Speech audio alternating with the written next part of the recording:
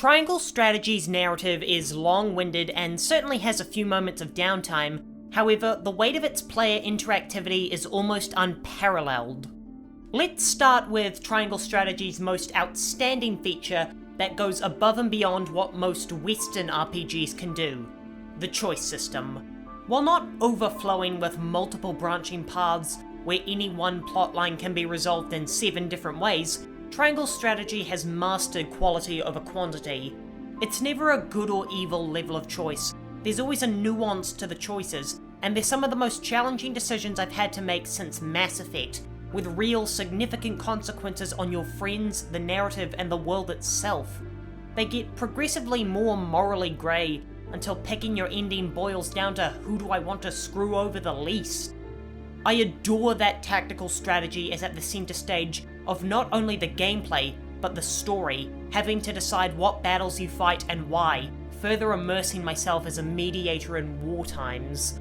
I revere that you are not guaranteed to get the choice you want, and you must democratically persuade your council of what your next move should be, all without underhanded lies. It paints Cyranoa as a lawfully good character, even though he has to get his hands dirty for his house. While not always practical, the exploration sections incentivize you to seek out every NPC so that you may learn an interesting tidbit that could decide the fate of the realm when it comes to decision making. This is also a way to get the player to actively seek out the world building, though the lack of spoken dialogue may cause some to skip it anyway. I've never got why these tremendously huge JRPG scripts are inconsistent with what does and doesn't get voice acting. For example, the confidant links in Persona 5, but that's another video. Speaking of dialogue, this is the weirdest combination of voice actors I've ever heard.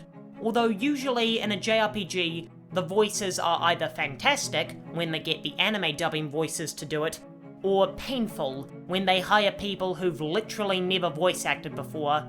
Bizarrely, Triangle Strategy does both.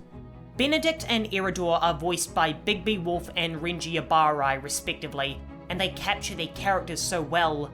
Benedict speaks every line with meaning and caution, indeed the perfect voice for a tactician, and Eridor is the earnest, jolly hero itching for battle, but cleverly escapes the genre trope of being an idiot.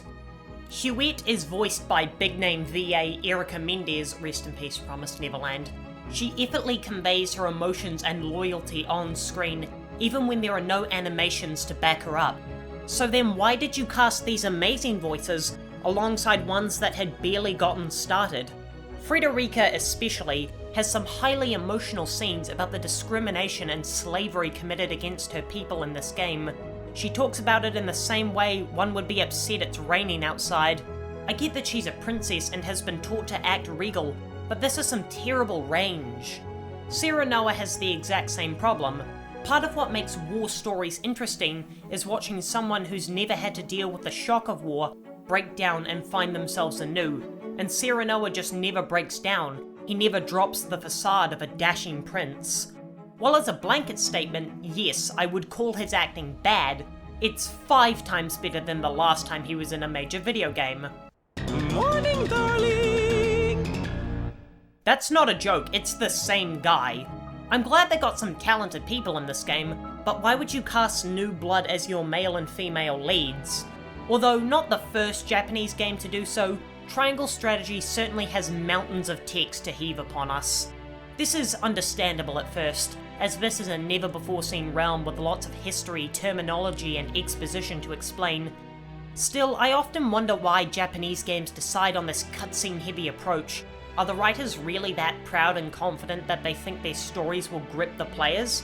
I was undoubtedly invested around the midpoint of the game, still it took too long for the actual war to start, and the ending had me fighting 3 battles with essentially the same goal, although there was significantly less downtime at the end, so maybe that's a positive. The developers seem to be aware of the exhaustive scripting, and came up with the idea that might just be what the entirety of the JRPG genre needs.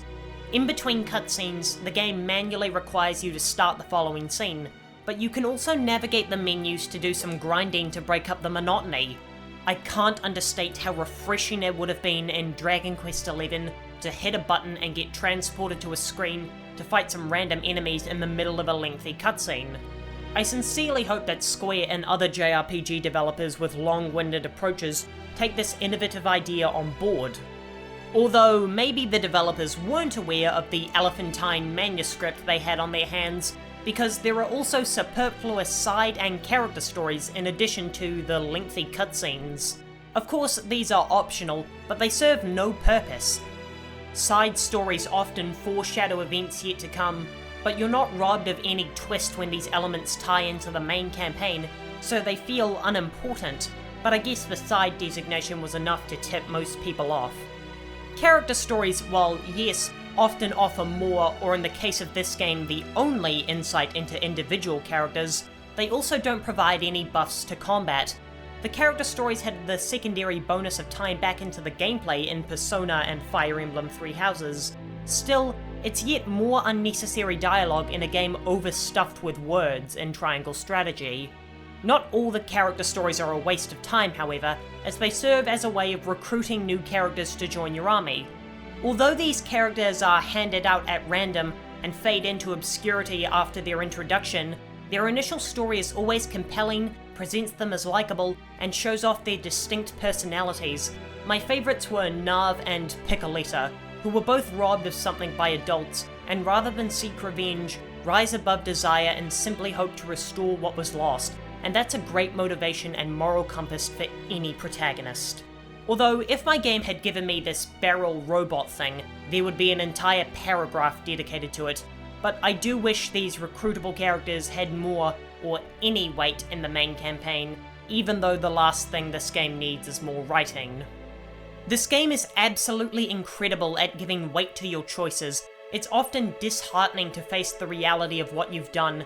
It's often a choice between your own survival and others. One of the best choices in the game is whether to give slaves that escaped captivity back to their masters, or to go to war with said masters.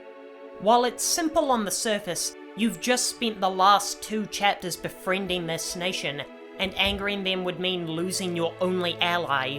So do you do the morally correct thing and waste all the effort you put in trying to gain allies? Or sacrifice these unknown yet innocent people to ensure your own house's survival? It's never an easy choice in Triangle Strategy, and it's easily the best part of the story. Triangle Strategy's story will either be the reason you give up on the story in the first 2 hours, or its strong choices will guide you all the way to the end. While the voice actors are mismatched in terms of range, talent, and emotion, never has there been a JRPG that handles tough decision and facing the consequences of your actions so heavily.